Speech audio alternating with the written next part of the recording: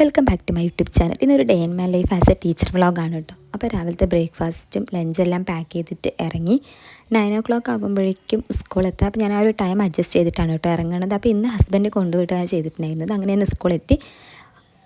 അപ്പോൾ സ്കൂളിൽ ഇപ്പോൾ കുറച്ച് ഷീറ്റിൻ്റെ എല്ലാം പണി നടന്നുകൊണ്ടിരിക്കുന്ന ഒരു ടൈമാണ്. അങ്ങനെ ക്ലാസ് എത്തി കുറച്ച് കുട്ടികൾ വരുന്നേ ഉണ്ടായിരുന്നുള്ളൂ. ഞാൻ കുറച്ചും കൂടെ നേരത്തെ എത്തും.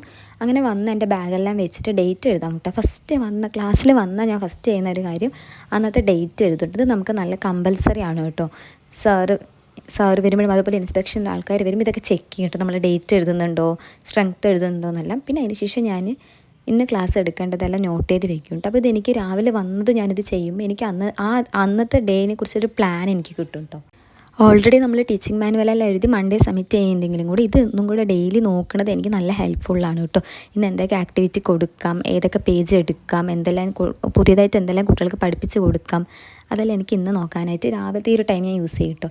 അതിന് ശേഷം കളക്ട് ചെയ്ത ടെക്സ്റ്റ് എല്ലാം കൂടെ ഒന്ന് വാലുവേറ്റ് ചെയ്യും കേട്ടോ. ആരൊക്കെ കംപ്ലീറ്റ് ചെയ്യാനുണ്ട്, എല്ലാ ടെക്സ്റ്റും ഉണ്ടോ, ഇന്ന് ഏത് പോർഷനാണ് എടുക്കേണ്ടത്, അതിന് മുന്നേ എടുത്ത പോർഷൻസ് എല്ലാം കുട്ടികൾ ഓക്കെ ആണ്, ഇതൊക്കെ ഞാൻ ആ ഒരു ടൈം കൊണ്ട് നോക്കി മനസ്സിലാക്കി വെക്കും കേട്ടോ.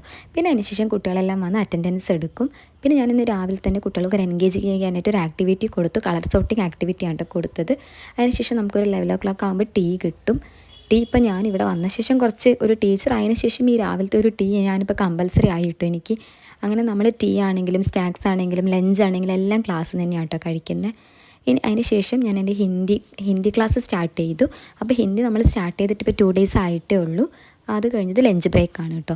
അപ്പോൾ നമ്മളിന്ന് സ്കൂളിൽ ആൻറ്റി ഡ്രഗ്സ് ഡേ സെലിബ്രേഷൻ ചെയ്യുന്നുണ്ട്. അപ്പോൾ ഉച്ചയ്ക്ക് ശേഷം കുട്ടികൾ അതിന് വേണ്ടി വിടും. അപ്പോൾ ഇത്തിരി നേരത്തെയാണ് കേട്ടോ ലഞ്ചെല്ലാം നമ്മളിന്ന് ടൈം ഷെഡ്യൂൾ ചെയ്തിട്ടുണ്ടായിരുന്നത്. അങ്ങനെ ഞാൻ ഉച്ചയ്ക്ക് ശേഷം കുറച്ച് ടൈം കിട്ടിയപ്പോൾ കുട്ടികളൊരു ഡാൻസ് എല്ലാം കളിപ്പിച്ചു കേട്ടോ. ഒരു പാട്ട് വെച്ചിട്ട് റാൻഡമായിട്ട് ഒരു സോങ് വെച്ചിട്ട് അതിന് കുട്ടികളെല്ലാവരും കൂടെ കളിപ്പിച്ചിട്ട് ഇത് കുട്ടികളിൽ കുറച്ചും കൂടെ ആക്റ്റീവ് ആക്കാനായിട്ട് നമ്മളെ സഹായിക്കും കേട്ടോ. അതിനുശേഷം ജസ്റ്റ് ബോഡി പാർട്സ് ഒന്ന് ഇൻട്രൊഡ്യൂസ് ചെയ്തു. പിന്നെ ഡ്രഗ്സ് ഡേൻ്റെ സെലിബ്രേഷന് വേണ്ടിയിട്ട് നമ്മൾ കുട്ടികളെല്ലാവരും ഓഡിറ്റോറിയത്തിലേക്ക് കൊണ്ടുപോയി കേട്ടോ. പിന്നെ ഇതാ കുറേ പേര് പ്ലക്കാർഡ്സ് എല്ലാം ഉണ്ടാക്കി വന്നിട്ടുണ്ടായിരുന്നു. പിന്നെ നമ്മളിതാ ഡ്രഗ്സിനോട് നോ പറയാം എന്നൊരു തീമിൽ നമ്മളൊരു ഡാൻസ് എല്ലാം മോണിറ്റർ ചെയ്തിട്ടുണ്ടായിരുന്നു. ആ ഡാൻസാണ് കേട്ടോ. അത് അടിപൊളിയായിട്ടുണ്ടായിരുന്നു. കറക്റ്റ് തീം ബേസ്ഡ് ആയിട്ടുള്ളൊരു ഡാൻസ് ആയിരുന്നു. പിന്നെ അതിനുശേഷം പ്ലഡ്ജ് ഉണ്ടായിരുന്നു. നോ ഡ്രഗ്സ് മീൻസിൽ നമുക്കൊരു പ്ലഡ്ജ് ചെയ്യാനുണ്ടായിരുന്നു. ഗസ്റ്റായിട്ട് വന്നത് നമുക്ക് എക്സൈസ് ഓഫീസർ ആയിരുന്നു കേട്ടോ. അങ്ങനെ ടീച്ചേഴ്സും പാരൻസും കിഡ്സും എല്ലാവരും കൂടെ ചേർന്നിട്ട് പ്ലഡ്ജ് പറഞ്ഞു കേട്ടോ. ഡ്രഗ്സ് എത്രത്തോളം നമ്മളുടെ സൊസൈറ്റിനെ ഇൻഫ്ലുവൻസ് ചെയ്തിട്ടുണ്ടെന്ന് എക്സൈസ് ഓഫീസറിൻ്റെ ഓരോ വേർഡ്സിലും നമുക്കത് മനസ്സിലാക്കാൻ പറ്റിയിട്ട് അപ്പോൾ കുട്ടികളെ നല്ലപോലെ നമുക്ക് ബോധവൽക്കരിക്കാനായിട്ട് ഇന്നത്തെ ഒരു ഡേ നമ്മളെ ഹെൽപ്പ് ചെയ്തു കേട്ടോ.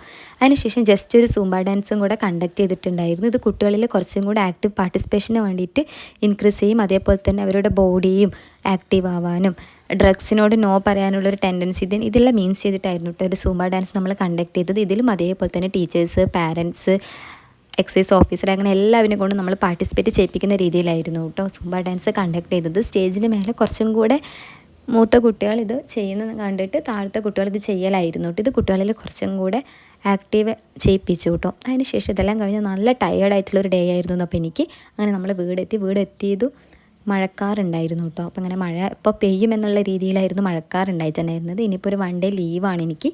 സോ കൂടുതൽ ടീച്ചേഴ്സ് വീഡിയോസിന് വേണ്ടിയിട്ട് എൻ്റെ ചാനൽ